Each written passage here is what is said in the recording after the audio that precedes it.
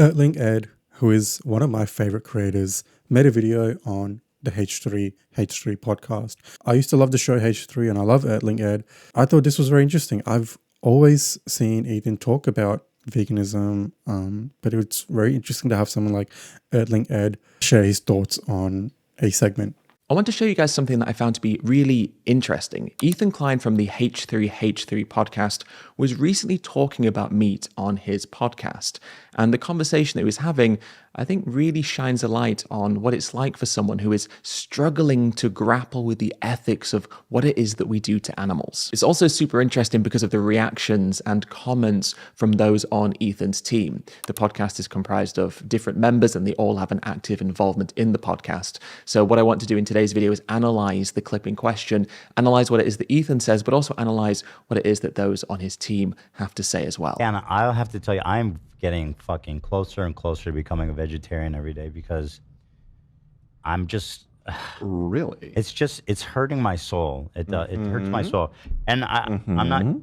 Look, I'm not judging anyone. Obviously, I still eat animals. Know your way around some meat. But as a future vegetarian... So it seems pretty obvious that Ethan has been probably thinking quite a lot about this issue in his own private time.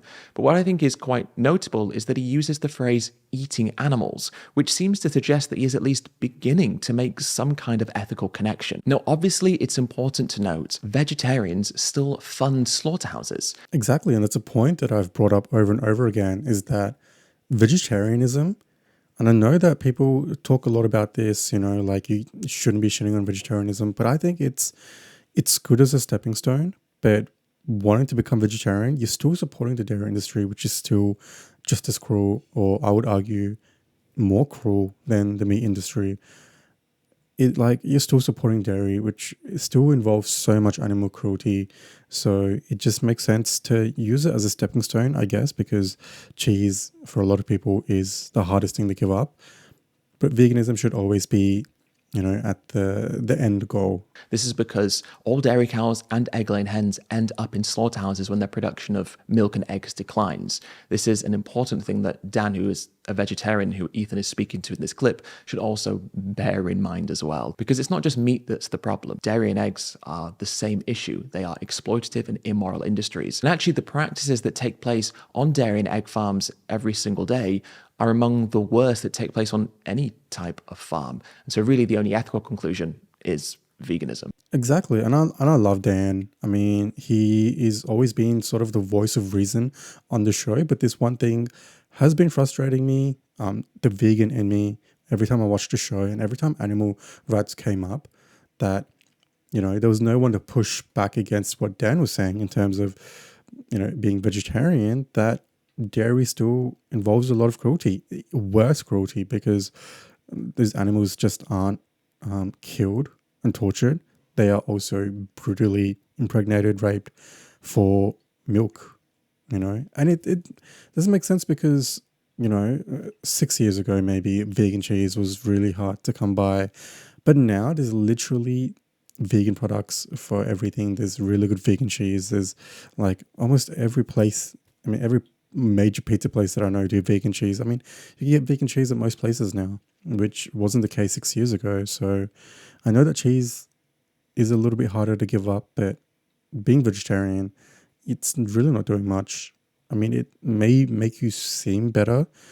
Feel better because you're not supporting, meat. You're not supporting eating animals, but you're still supporting in the torture and the cruelty of animal exploitation. The cows. When we drove to San Jose, we drove by a cow farm. Is that what they're called? Sure. Yeah, I know what you're talking about, yeah. It was devastating. Those cows are relatively okay because they're like pasture.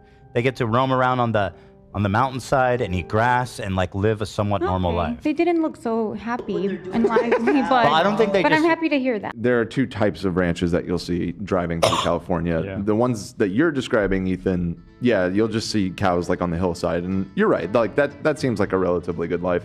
The one that I think that Lena's talking about is the giant field with like 50,000 cows packed shoulder to shoulder. Like, yeah, they were There's lots of stacked at those some, too. and some parts. Now, of course, it is true that there are different systems of animal farming, and some systems of animal farming are more unethical and do cause more harm. However, this isn't what's relevant. It doesn't matter if one system of animal farming could be called more ethical than another, because we don't have to support any system of animal farming. So the question is not exploiting and slaughtering animals more ethical than exploiting and slaughtering animals? Yeah, that argument always sort of baffled me. When people say, oh, I support, animals being humanely killed. What does humanely killed mean? Like it's still ending up dead.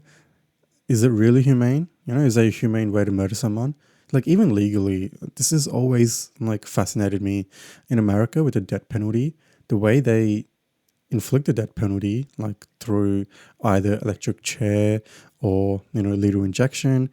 These methods are incredibly cruel and are oftentimes botched and don't even result in death, but like lifelong complications. So it's cruel. There's a lot of torture involved, even in humane killing of humans. You just imagine, what kind of killing there would be for animals. I mean, there's no humane way to kill anything or anyone. I look at my my dogs and I love them so much, and I give them such a nice life, and I think like just how fucked up it is for like every other animal on earth. You know what I mean? But dogs are different than cows, dude. You can't look at them the same way. Why? What? I think if you've had a relationship with a cow, you would probably disagree with that. I mean, dogs have a special place just because we've bred them specifically to live with us. So there is a special connection that people have with their animals, and cats too, dogs and cats. However, you can bond with a cow and a pig in the same way, Zach. I mean, I suppose. And chickens too. Now, it's obviously true that in countries like the US, culturally speaking, we do have a stronger and closer relationship with dogs and cats than we do the animals who we farm for food. But these animals are not worthy of moral consideration because of their connection to us. They're worthy of moral consideration because of who they are as individuals. Now, obviously, Ethan loves his dogs, but even if Ethan had never met his dogs, even if the dogs were strays and had never been loved by any human, that wouldn't make hurting and killing them moral.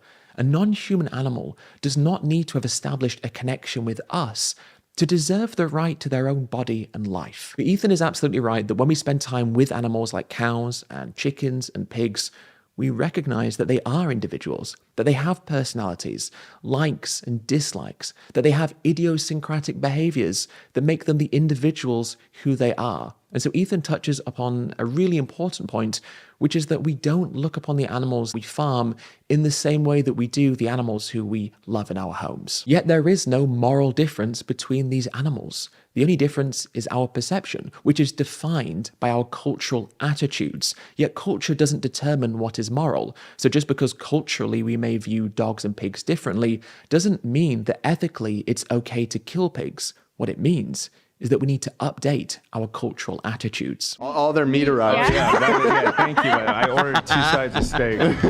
Thank you for that. Let me see that, AB. Hold it up. Does look good. What do you think his name was, AB? George the cow. Do you think that cow knew his mom or no? How old do you think the cow was when they slaughtered it? I'm just kidding. I mean, like I said, I can't do that. Old enough. Just show AB eating meat. Just put it on him. Just keep Wait, the music going. Check this out, dude. Sheesh. My talk did not get to you guys, it seems. Nah. Or, yeah, it did. I care about the animals. I find this really grim and horrible. I mean, I get that the food was ordered before the conversation started, but really, to dangle this piece of dead animal flesh in front of the camera, to eat it in an exaggerated way. And this is like one of the most frustrating things of being vegan is, I used to eat meat for most of my life. And the way whenever someone describes eating meat or like meat and asks you if you miss it, and they describe, meat and how good it tastes, like I hate that so much because no, I don't miss meat, but the way you describe it, it's just like it's so divorced from the cruelty that's involved in making it. Like if you could just take a step back and apply that kind of logic, like imagine if you were talking like that about something like dog meat, or something like cat meat. It's weird. It's weirder. It makes it so much weird. It makes it like you feel like you're eating an animal, or even something like koala. Like if you take something like koala meat and you do that, it's disgusting. So if you just apply that logic when you're describing meat, it just puts, it puts me off. In general, meat puts me off, but it's not like, I'm always around advertising. Like I can't even watch a cricket without like billions of KFC ads coming in, so there's ads everywhere. I see it everywhere. It's not like, I'm not constantly triggered by it. It's just so normalized, like advertising of meat or like of the meat and dairy industry products. It's everywhere. There's literally no way to escape it. And I think that needs to change. Certainly doesn't justify consuming meat when you're in the US. And just to reiterate the point that I was making earlier, just because there are some systems of animal farming that are not as bad as other systems does not mean that they are therefore ethical. Just because you can be more cruel does not make being cruel ethical as a result. We don't call it ethical bullying when a bully decides to only bully 2 times a week rather than 5 times a week. If something is cruel and wrong, it's cruel and wrong, irrespective of whether or not you could do that thing more cruel than you currently do it. But I think right now at the end, it's important just to circle back to Ethan. Ethan is someone who clearly has compassion and empathy for animals. I think clearly Ethan doesn't quite know just how bad the problem is. And I think we were probably all like that at some point as vegans, where we were starting to grapple with the issue, but didn't quite fully appreciate the scope of just how terrible it is, just how bad and immoral it really is. I was just like that at one point. And I think that films like Dominion and Earthlings are perfect for people like Ethan because they take people who have empathy for animals and they make those people confront the true reality of what it is that they're paying for. That's what Dominion did for me. Dominion was specifically around dairy farms, the meat and dairy industry in Australia, and it really traumatized me. Like I couldn't even watch it. I didn't watch it. I didn't watch the whole thing because I couldn't. Like 10 minutes into it, I just had enough. I knew what I was doing was wrong, and 10 minutes is all I needed to see. I couldn't finish it, but I highly recommend something like Dominion to people who are, wanting to make the change. It's brutal, but I think everything Earthling Ed has said here is spot on. And it does frustrate me whenever this topic comes up in the studio. There's only Dan usually that pushes back the whole animal cruelty claims. But he is still vegetarian. I'd love to have, like, if someone like Earthling Ed went on the show, that would be amazing. I feel like that would really change. I don't know about the crew. I don't know about Ethan, but the thousands of people, the tens of thousands of people that watch the show would really start to think about, their actions. And I'm sure there are a lot of people, a lot of fans, me included, who are already vegan. But I know that a lot of people, Earthling Ed convinced me to go vegan. I'm sure he could convince a lot of other people to go vegan.